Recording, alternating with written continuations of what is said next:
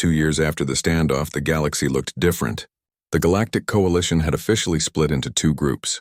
The Old Guard, led by Velthara and species who clung to traditional ways, and the New Alliance, formed by those who believed change was necessary. Humanity found itself at the center of this new alliance, not as warriors or conquerors, but as bridge builders and teachers. Ji-hoon stood on the observation deck of the new human flagship, watching ships from a dozen different species working together in space. They were building something unprecedented, a shared space station that would serve as headquarters for the new alliance. Hard to believe it has only been 2 years, Minho said, joining him at the window. He was a commander now, teaching coalition forces the unconventional tactics that had saved humanity in the hive ship. Much has changed, Ji-hoon agreed. And it had. The Reborn had established their first independent colony on a planet they called Renewal. Under human guidance, they had learned to farm, to build, to create art. Some Reborn became engineers. Others became scientists. A few even showed interest in poetry and music. The being that had once been the queen now called herself Vessel. She had chosen to become a historian, using her memories of all the species the Devourers had consumed to preserve knowledge that would have been lost forever. Through her work, the galaxy had recovered information about hundreds of extinct civilizations. Dr. Yuna Park ran the Institute for Cross-Species Understanding from Earth. Scientists and diplomats from across the new alliance came to study human methods of cooperation and adaptation. Her neural link with Vessel had become a tool for communication, allowing real-time translation and understanding between humans and Reborn. Taehyun led a joint engineering corps, teaching both coalition species and Reborn how to combine their technologies. Human adaptability, combined with Reborn biological knowledge and coalition advanced tech, was creating innovations nobody had thought possible. Siwoo commanded the first joint military unit, humans, Reborn, Kryn, and others working together. He had written a new tactical manual called Adaptive Warfare that was becoming required reading for all new Alliance forces. But not everything was peaceful. The Old Guard, led by Velthara, refused to acknowledge the new alliance. They had closed their borders and were building up military forces. Some feared a civil war was coming. "Do you think they will attack?" Minho asked, reading Ji-hoon's thoughts. "Maybe," Ji-hoon admitted. "Fear makes people do desperate things. The Old Guard sees us as a threat to their way of life. Are we? Yes, but not in the way they think. We are not trying to conquer anyone. We are just showing the galaxy there is another option." A communication alert interrupted them. It was from the edge of explored space. One of the joint exploration vessels had found something. Captain Doyen Shin appeared on the screen. He was young for a ship captain, but he had proven himself capable of leading the mixed species crew. "Admiral, you need to see this. We have discovered something in Sector 15. "What is it?" Ji-hoon asked. "A signal. Not from any known species. It is coming from beyond the galactic rim." The bridge went silent. Beyond the galactic rim meant unknown space, unexplored, potentially dangerous. "We are preparing to investigate," Doyen continued. "But I wanted to inform you first. If there is another species out there, this could be the biggest discovery in galactic history." "Be careful," Ji-hoon warned. "We have seen what happens when the galaxy encounters something new." "I know. But we have to look, right? That is what humanity does. We explore. We reach out. We try to understand." After the communication ended, Ji-hoon stood at the window for a long time. He thought about how far humanity had come, from being rejected as too weak to being the center of a new galactic alliance, from being mocked to being respected. But the title that bothered him most was the one some species had started using, Galactic Hope. "I do not like that title," he said aloud. "Why not?" Minho asked. "Because it puts too much pressure on us. Humanity is not perfect. We make mistakes. We are still learning." "But that is exactly why the title fits," Minho replied. "The old coalition was made up of species who thought they had all the answers. They were strong, ancient, wise, and they almost let the galaxy burn because they were too proud to adapt. And we are different? Yes, we are different because we know we are weak. We know we do not have all the answers. We ask for help. We learn from our mistakes. That is not perfection, Admiral. That is hope." On Earth, Yuna received a message from Vessel. The Reborn had created their first piece of pure art, a massive sculpture made from repurposed hive ship materials. It depicted the moment of transformation, when the hive mind had shattered and individuals had been born. "They are asking what they should call it," Vessel's message read. Una thought for a moment, then replied, "Call it second chances." Years continued to pass. The new alliance grew stronger. The old guard slowly began to fracture as more species questioned whether isolation was truly the answer. Velthara herself eventually requested a private meeting with Ambassador Nari. They met on neutral ground, on a small moon between their territories. "I do not like what humanity has done to the galaxy," Velthara said without preamble. "You have disrupted thousands of years of order." "Order built on fear and strength," Nari replied. "Was it really working?" Velthara's crystal body flickered. "We survived. We endured. Is that not enough?" "Survival is not the same as living," Nari said gently. "Humanity learned that lesson the hard way. For most of our history, we fought each other. We destroyed our own planet multiple times. We almost went extinct from our own stupidity. And yet you lecture us on how to live? No. We share what we learned from our mistakes. The galaxy is changing whether the old guard accepts it or not. You can either change with it or be left behind." Velthara was quiet for a long time. Finally she said, "I do not know if I can change. My species has been the same for millions of years. Change is frightening." "I know," Nari agreed. "But you do not have to change alone. That is what the new alliance offers, support while you adapt. Nobody expects you to transform overnight." It took another year, but eventually Velthara's species joined the new alliance. Not all of them, some remained in the old guard. But enough to matter. And slowly the galaxy began to heal. 5 years after the Devourer invasion, Captain Doyen Shin's exploration vessel made first contact with a new species from beyond the galactic rim. They were called the Whisper, beings made of condensed gas clouds who communicated through subtle chemical changes. The old guard would have seen them as weak and strange, but the new alliance welcomed them, and humanity helped build the first translation devices that could interpret their language. The Whisper brought news of other galaxies, other civilizations, and other threats. The universe was far larger and more dangerous than anyone had imagined. But they also brought hope, because they had heard stories of the new alliance, of a species called humanity that had changed the fate of their galaxy through compassion rather than conquest. "Are the stories true?" The Whisper ambassador asked through the translator. "Did you really save your enemies?" Una, who attended the first contact meeting, smiled. "We gave them a choice. Just like someone once gave us a choice. That is what humans do. We pass on the chances we are given." Aboard his flagship, Admiral Ji-Hoon Kang looked out at the fleet. Human ships, reborn vessels, Kryn warships, Morphid science stations, and now Whisper cloudcrafts. All working together. All different. All learning from each other. The galaxy had once mocked humanity as frail. They were right. Humans were physically weak, born on a soft world, lacking any natural advantages. But weakness taught humanity something the strong never learned. That survival was not about being the biggest or the fastest or the most dangerous. Survival was about adapting, about cooperating, about protecting each other and reaching out to the different and dangerous rather than simply destroying it. The galaxy had not needed another apex predator. It had needed something else entirely. It had needed hope. And humanity, fragile and persistent, had become that hope.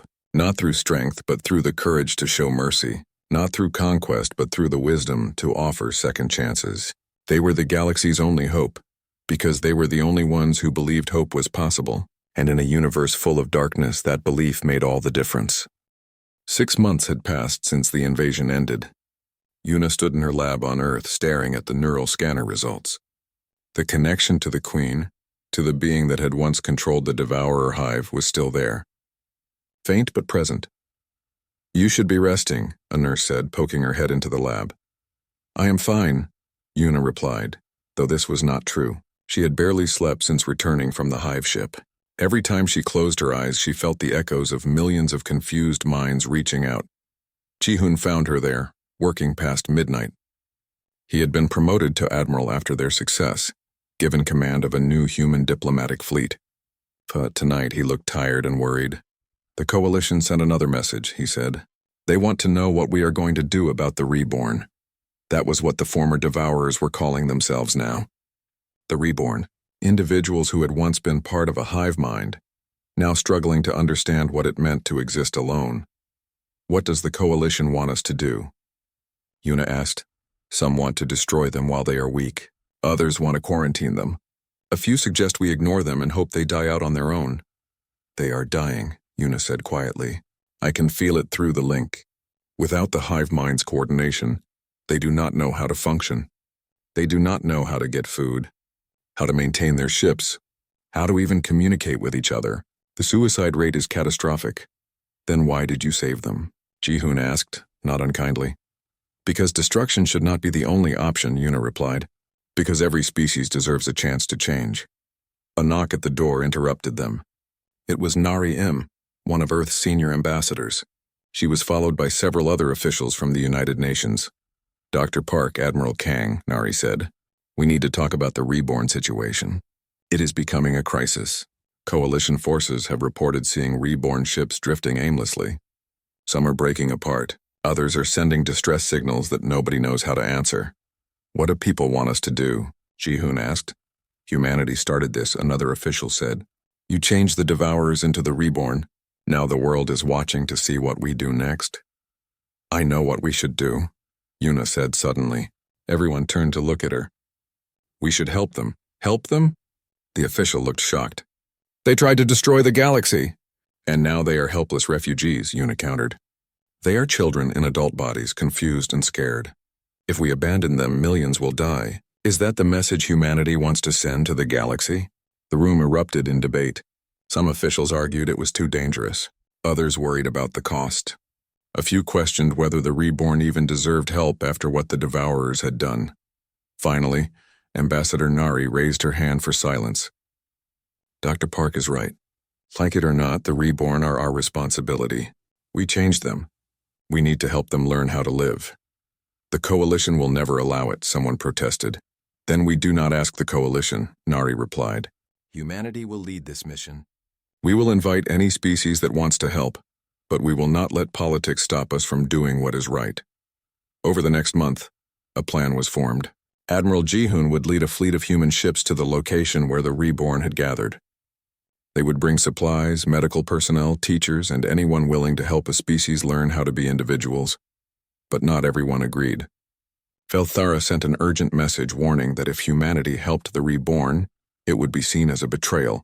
Several coalition species threatened to cut diplomatic ties with Earth. Let them, Ji-hoon said when he heard the news. We did not come to space to make everyone happy. We came to explore and to help where we could. This is our chance to do both. The human fleet departed for uncharted space where the reborn had gathered. Yuna used her neural connection to guide them. As they got closer, the signal grew stronger. She could feel the millions of minds, each one struggling with existence. When they arrived, the sight was heartbreaking.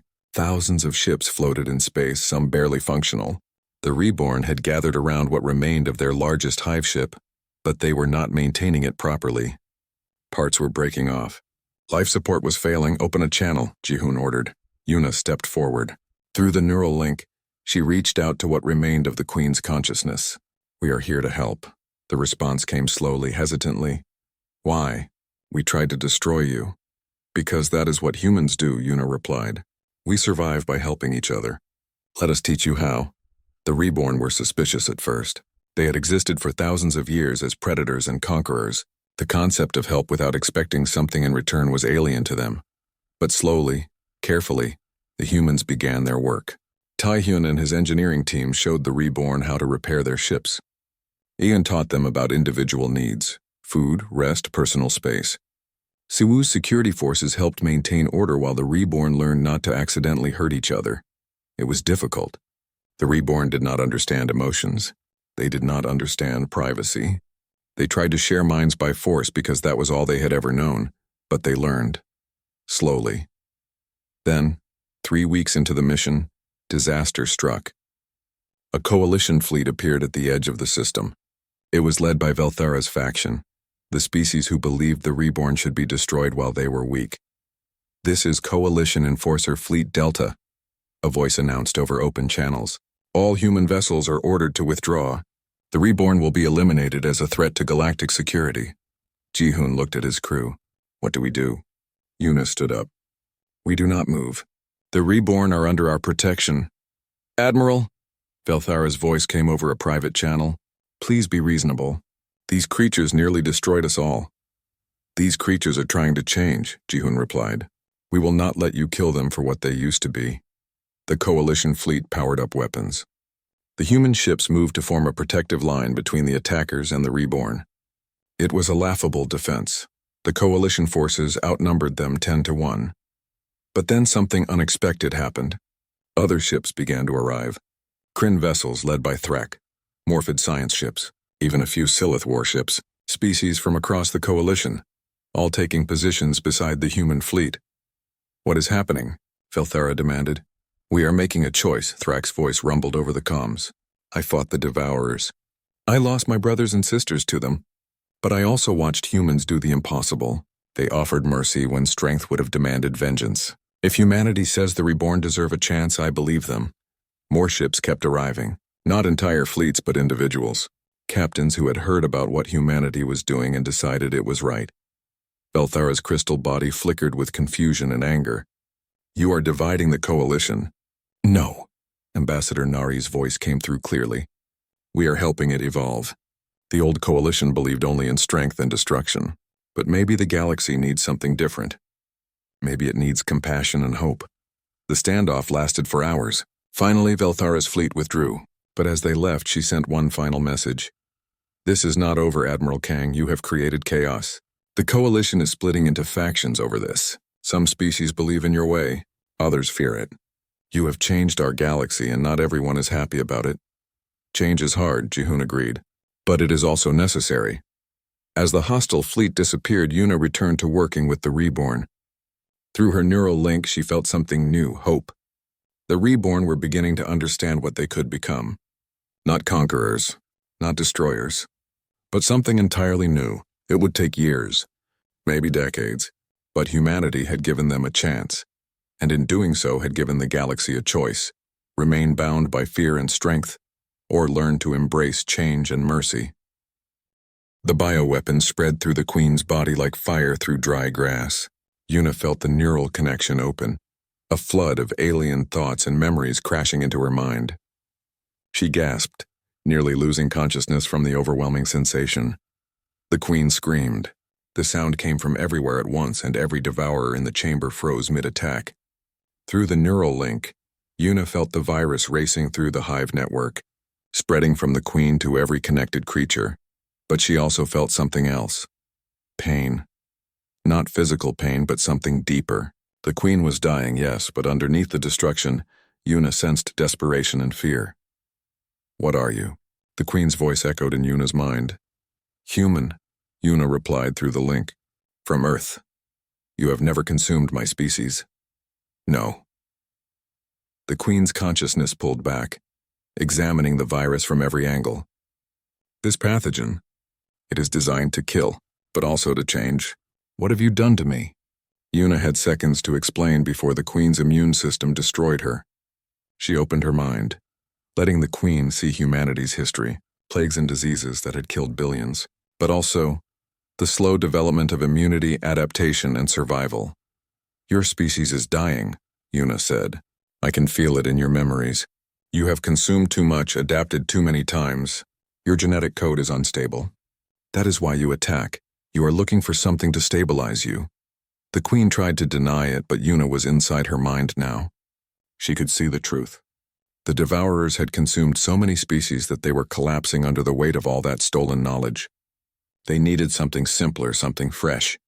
You were coming for Earth, Yuna realized. You wanted humanity because we are young, uncomplicated. Our DNA is not corrupted by millions of years of specialization. Yes, the Queen admitted. Her voice was weaker now.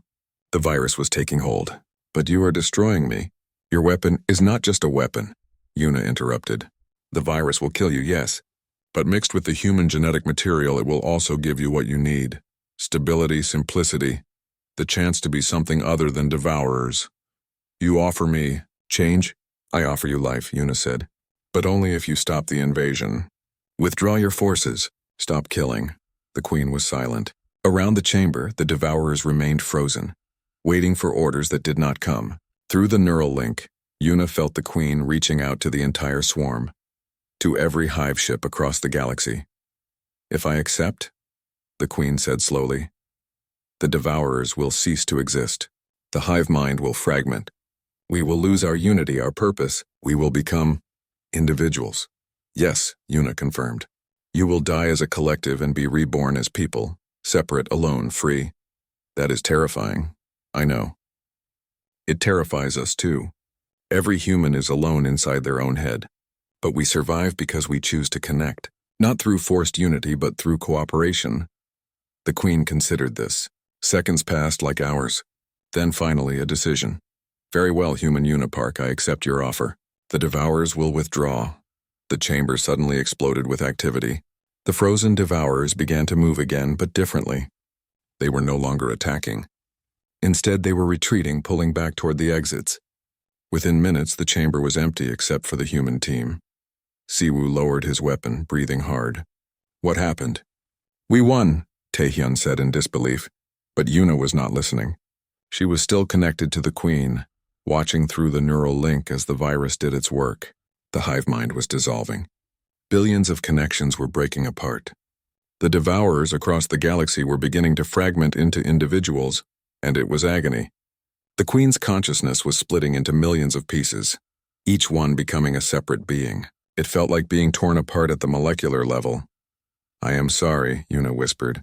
"I am so sorry." The Queen's voice came one last time, growing fainter. "Do not apologize.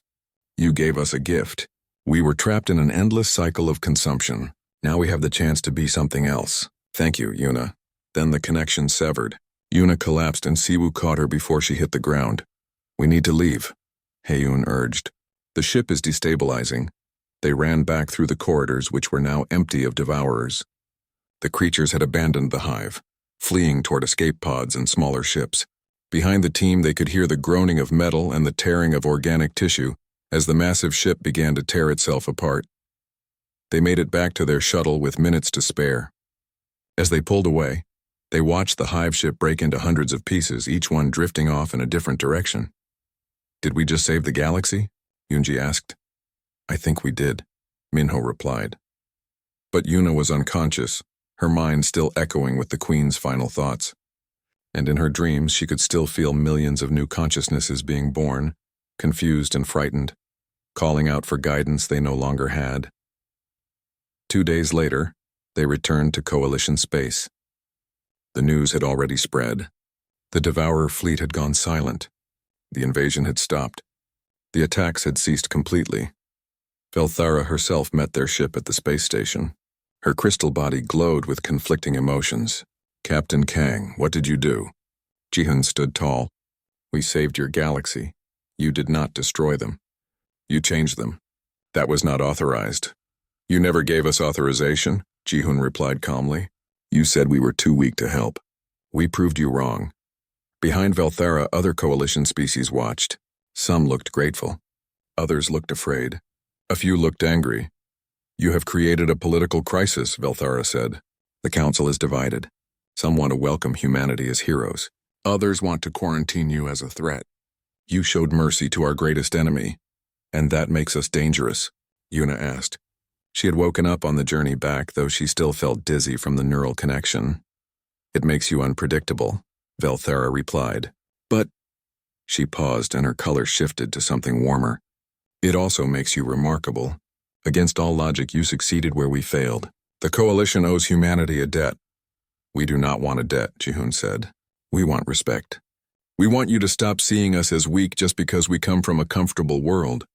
Velthara was quiet. Finally, she bowed slightly, a gesture of respect in her species. "Perhaps we were wrong about weakness. Perhaps true strength is not the ability to destroy but the wisdom to save." But as the team celebrated, Una stood apart. She could still feel echoes in her mind. The neural link had not completely severed. Somewhere out there, millions of former Devourers were waking up to individual consciousness for the first time. And they were terrified. The Devourer hive ship was even worse up close. It looked like a massive tumor floating in space, black and purple flesh stretched over what might have once been a captured Coalition vessel. Organic tendrils reached out into the void, and through the walls they could see movement, thousands of creatures crawling through passages like insects in a nest. The team's shuttle drifted silently toward a damaged section of the hull. Taehyun had mapped out weak points where Coalition ships had scored hits before being destroyed. They slipped through a tear in the organic armor and found themselves in a dark, wet corridor. The smell hit them immediately. Death and decay mixed with something chemical and wrong. Yoonji covered her mouth. Even through their helmets' air filters, the stench was overwhelming. "Communications are down," Yoonji whispered. "The organic walls are blocking our signals. We are on our own." They moved forward carefully. The walls pulsed like living tissue. The floor was soft and warm beneath their boots. Everything about the place felt wrong on a deep, instinctive level. Minho led the way, using a handheld scanner that showed heat signatures and movement. He guided them away from large gatherings of devourers, taking maintenance passages and damaged sections where the creatures rarely went. They had traveled for an hour when they encountered their first real obstacle. A chamber blocked their path, and it was filled with dozens of devourers in some kind of feeding cycle. The creatures were gathered around a pile of something. Parts of consumed Coalition soldiers, broken equipment, organic matter. They were sorting through it, analyzing it, absorbing the knowledge. "We cannot go around," Taehyun whispered, checking his map. "This is the only path to the core." "Then we wait," Siwoo replied. They waited for 30 minutes, pressed against the walls in the shadows. The devourers finally finished their feeding and moved away. The team crept through the chamber, trying not to look at what remained. They were halfway through when Yoonji's foot slipped on something wet. She caught herself, but the sound echoed in the chamber. Every person froze. For 5 heartbeats, nothing happened. Then, from deeper in the hive, they heard a sound. A high-pitched shriek that made their teeth hurt. "Run!" Siwoo hissed. They ran. Behind them, the shrieking grew louder. The walls themselves seemed to move, organic valves opening and closing. Devourers poured out of side passages, drawn by the alarm. "Left!" Minho shouted, reading his scanner. They dove down a narrow corridor. Taehyun pulled out one of his explosives and set it at the entrance. 5 seconds later, the blast collapsed the passage behind them, cutting off pursuit. But the damage was done. The hive was now alert. They could hear movement all around them, above and below. The devourers were searching. "We have maybe 2 hours before they find us," Minho said, watching his scanner. "We need to move faster." They pressed on, moving as quickly as they dared. The path grew more dangerous. They had to cross chambers where devourers worked on building new ships. They climbed through vertical shafts slick with organic fluids. Once they hid for 20 minutes while a patrol of massive warrior forms passed meters away. Then disaster struck. They were crossing a bridge over a deep chasm when the structure began to collapse. The organic material was old and damaged from Coalition attacks. It could not hold their weight. "Jump!" Siwoo yelled. Most of them made it to the other side, but Jaewon Nam, their demolitions expert, was too far back. The bridge gave way beneath him. He grabbed onto the edge, legs dangling over the darkness below. Siwoo reached for him, but movement in the chasm made them all freeze. Hundreds of devourers were climbing up from below, drawn by the noise. "Go," Jaewon said calmly. "I will hold them off." "No," Siwoo started, but Jaewon cut him off. "You need to reach the core. I will give you the time." He pulled out the remaining explosives and smiled. "Go save the galaxy. Tell them Jaewon Nam was here." They ran. Behind them, explosions echoed through the hive. Jaewon's sacrifice bought them 15 precious minutes. As they pushed deeper, Haeun noticed something strange. "The walls," she said. "Look at the walls." The organic tissue was covered in patterns, veins that pulsed with light. And within those patterns, if you looked closely, you could see images, faces, structures, memories embedded in the biological matrix. The devourers preserve everything they consume, Haeun realized with horror.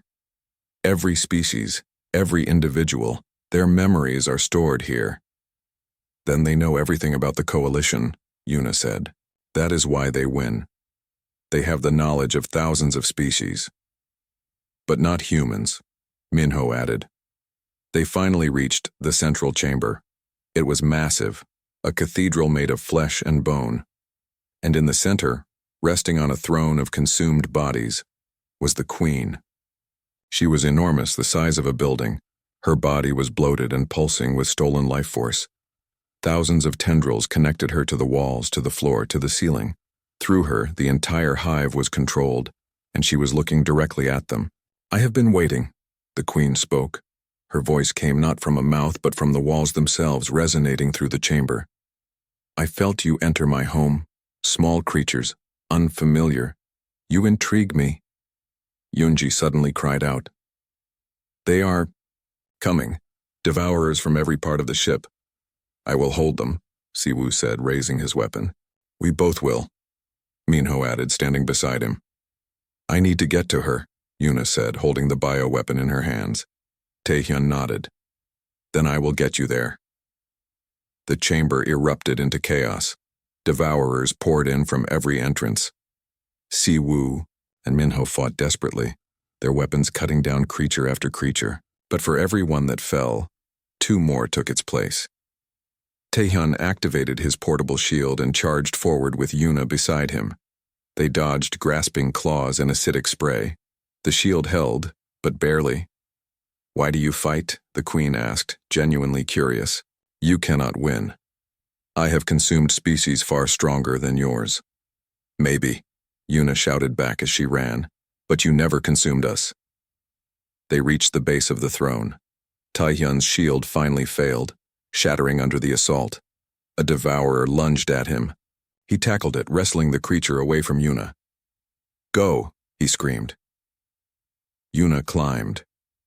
The queen's tendrils lashed at her, but Heiyun was there, using a sonic disruptor to drive them back. Behind them, Yunji was sending out every signal jamming frequency she had, disrupting the devourer's coordination. Yuna reached the queen's massive body. Up close she could see the faces of consumed beings pressed against the flesh, their mouths open in silent screams. This creature had devoured millions. What do you have, little thing? The queen asked. What weapon do you bring that could possibly hurt me? Yuna pulled out the injection device. Not just a weapon, she said. An offer. And then she plunged it into the queen's flesh. The meeting place was an abandoned mining station orbiting a dead star. Jihoon brought 6 people with him. Yuna, Minho, Siwu, Taehyun, and 2 others from the crew. Haeun Song, a xenobiologist, and Yoonji Kwon, their communications specialist. They docked their shuttle carefully, weapons ready. Inside the station, a single figure waited. To everyone's surprise, it was a Kryn, one of the massive armored bear-like warriors who had fought at the first defensive line. Half of its armor was scorched and melted. One arm ended in a crude metal replacement. My name is Thrak, the Kryn rumbled. I am what remains of the 12th Honor Guard. 3,000 of my brothers and sisters died fighting the Devourers. I alone escaped. You sent the message? Jihoon asked. Yes, I have been listening to Coalition communications. I heard about the human doctor's theory. Thrak's eyes fixed on Yuna. Is it true? Do you think you can hurt them? Yuna met his gaze. I think we can. The Devourers have never encountered Earth biology. We have developed a weapon using modified viruses and bacteria from our homeworld. But there is a problem. What problem? We cannot deploy it remotely. The Devourers have organic shields that filter out anything airborne or launched from a distance. Someone would have to inject it directly into their hive ship's core. Thrak nodded slowly. The Coalition tried that. 3 teams of special forces went in. None returned. That is where humans are different, Siwu said, stepping forward. Your warriors fight with honor. They charge straight ahead. We have learned to survive by being sneaky. Sneaky? Thrak looked confused. Minho pulled up tactical diagrams. The Coalition forces tried to fight their way to the core. They failed because the Devourers adapted to each attack. But what if we did not fight? What if we used stealth, misdirection, and hit them when they are not looking? That is... Thrak struggled with the concept. That is not honorable. No, Jihoon agreed. But it might work. Thrak was quiet for a long time. Finally, he spoke. The coalition leadership will not approve this mission. They have already written off the outer colonies. They are preparing to fall back to the core worlds. Then why are you here? Yuna asked. Because I cannot. Thrak's voice was filled with pain. I cannot abandon the colonies. I cannot let my brothers and sisters die for nothing. If there is even a small chance that humanity can succeed where we failed, I must help you try.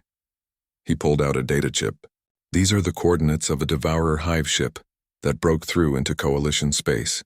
It is currently consuming a dead colony world, gathering resources. You will have maybe 6 hours before it moves on. Ji-hoon took the chip. If we do this, we might all die. Yes, Thrak agreed. But the outer colonies will die anyway if we do nothing. At least this way, we go down trying to save them. The team returned to the Taeguk and began preparations. Siwoo trained everyone in stealth tactics. Taehyun built specialized equipment, thermal dampeners to hide their heat signatures, sonic disruptors to confuse Devourer sensors, and portable shields that could protect them for short bursts. Yuna worked in her lab refining the biological weapon. She mixed viruses from Earth's history, modified versions of deadly diseases that humanity had fought for centuries. To this cocktail she added aggressive bacteria and a neural toxin derived from Earth's most poisonous creatures. The result was a weapon specifically designed to attack the Devourer's organic systems. Will it work? Haeun asked, watching Yuna work. In theory, yes, Yuna replied. The Devourers have never encountered Earth pathogens. Their immune system will not recognize the threat until it is too late. The virus will spread through their hive network and the neural toxin will disrupt their collective consciousness. She paused. But I have to inject it directly into the queen. That is the only way to ensure it spreads to the entire hive.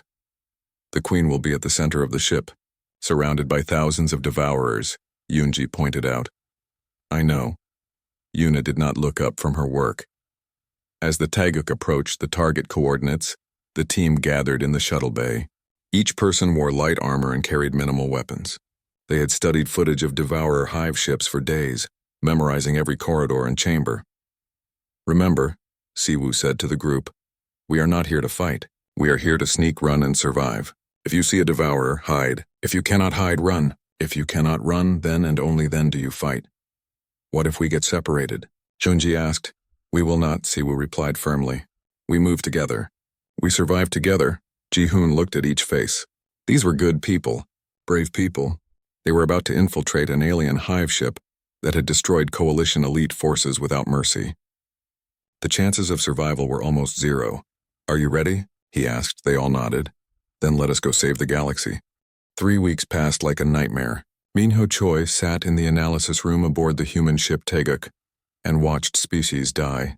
His screen showed battle after battle, and every single one ended the same way.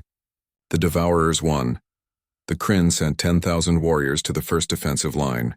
These were creatures built for war, born on a planet where everything tried to kill you. They fought with honor and strength. It did not matter. The Devourers adapted within hours. By the end of the second day, every Kryn warrior was dead. The Silith arrived next. They were beings made of living metal, able to repair any damage to their bodies. They thought they could outlast the enemy. Minho watched as the Devourers developed a corrosive enzyme that dissolved metal faster than the Silith could regenerate. The battlefield became a sea of melted bodies. This does not make sense, Minho muttered. He ran the footage back again, slowing it down frame by frame. Taehyun Lee looked up from his engineering console. What does not make sense? They are winning. Exactly. They are winning too efficiently. Minho pointed at the screen. Look here. The Devourers use physical attacks against the Kryn, but against the Silith they immediately switch to chemical warfare. They adapt, but they follow patterns. So they are predictable. They scan an enemy, develop a counter-strategy, then execute it. It is like they are running a program. Yuna entered the room, looking exhausted.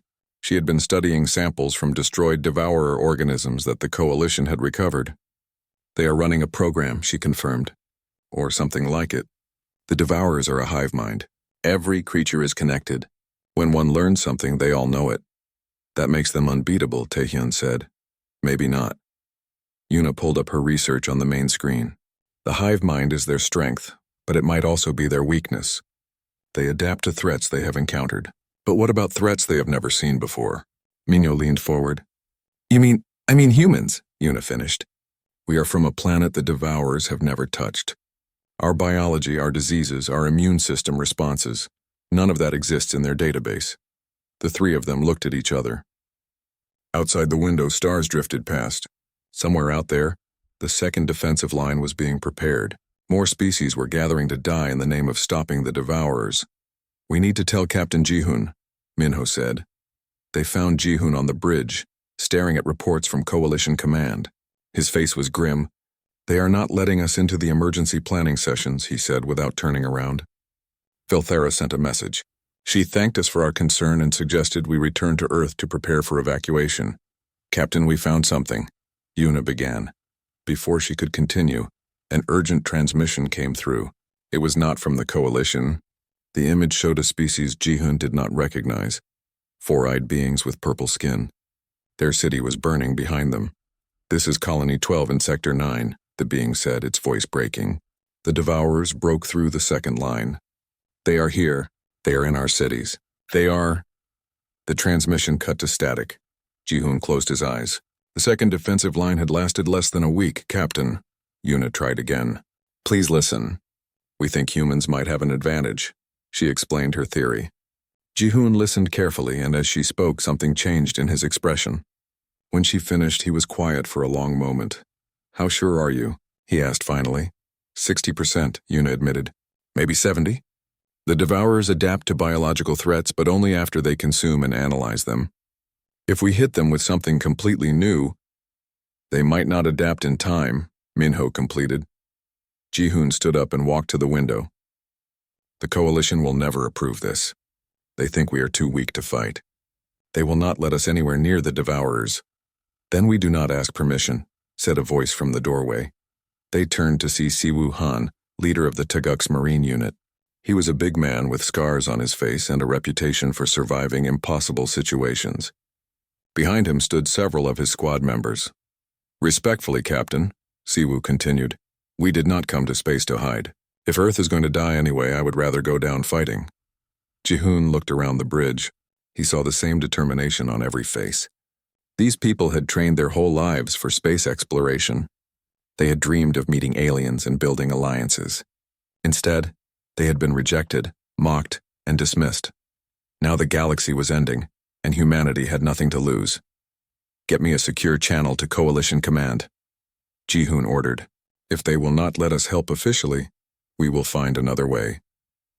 The answer came faster than expected, but it did not come from Velthara or any official channel. Instead, a coded message arrived from someone identifying themselves only as a friend in high places. The message was simple. "Meet me at coordinates attached. Come alone. Bring your best team. If you really think humans can help, I will give you one chance to prove it."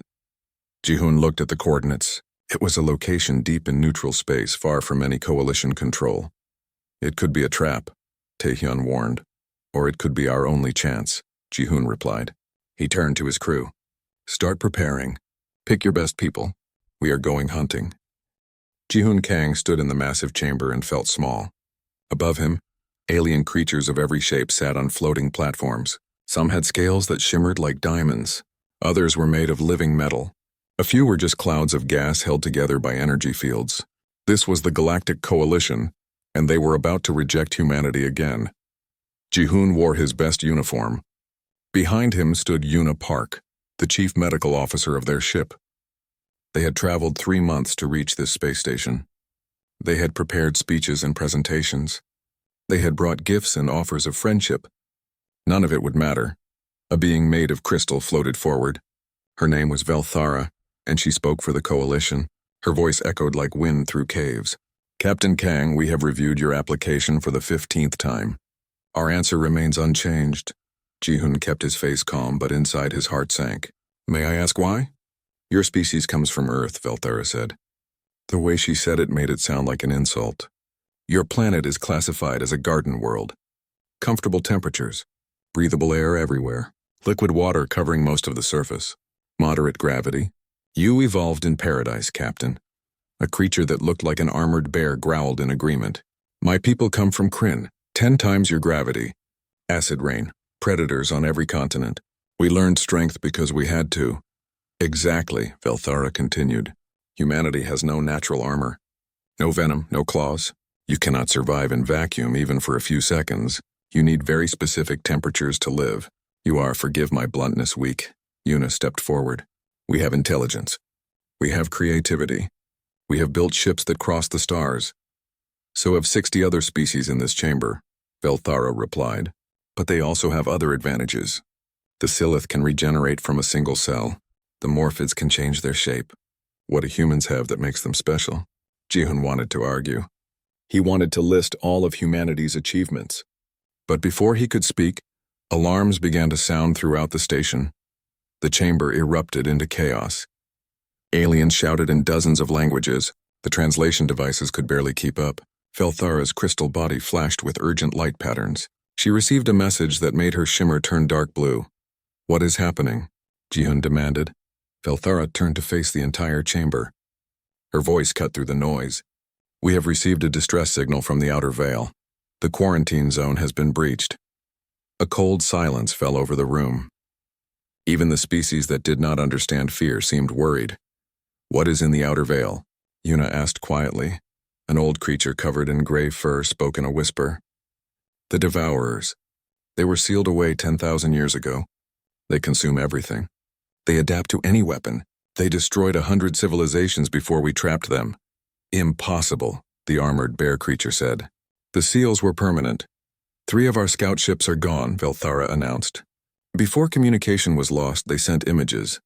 She displayed a hologram in the center of the chamber. Jihun watched in horror. The images showed massive organic ships, black and twisted like diseased flesh. Swarms of creatures poured out, each one different from the last. They moved like insects but fought with terrible intelligence.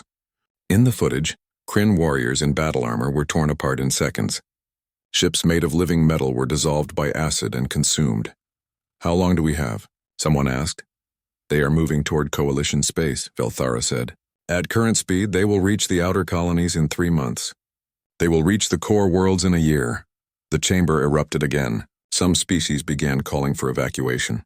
Others demanded immediate military response. A few simply fled the chamber in panic. Jihun looked at Yuna. She met his eyes and nodded slightly. They both knew what this meant. Earth was in the outer colonies.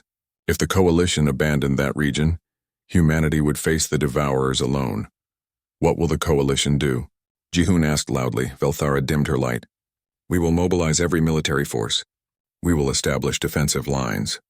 We will do what we did before, contain them until we find a way to destroy them. And the outer colonies? Will be defended as long as possible. Velthara's tone made it clear what that meant. The outer colonies were expendable. Earth was expendable. Jihun felt anger rise in his chest. Humanity had begged for 15 years to join this coalition. They had been rejected as too weak, too soft, too useless. Now, when death came from the darkness, they would be abandoned without a second thought. We want to help, Jihun said.